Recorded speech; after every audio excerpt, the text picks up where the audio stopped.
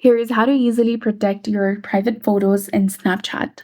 So first, launch your Snapchat application on your mobile device and log into your specific account, then access your memories. It is located to the left of the Snap button, and this will show your saved snaps and camera roll. Now go to the My Eyes section from the top, which is beside the Stories option. Here, create a passcode for your My Eyes only and then confirm it. Remember your passcode, and Snapchat will display it as a reminder. Agree to the terms and conditions and tap on continue.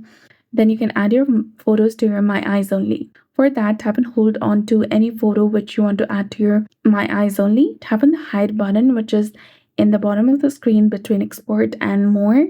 Select it. Now enter your passcode of your My Eyes Only album, and the photo will be instantly added to your My Eyes Only. Repeat this process for all photos you want to hide, and completely close and relaunch the Snapchat application.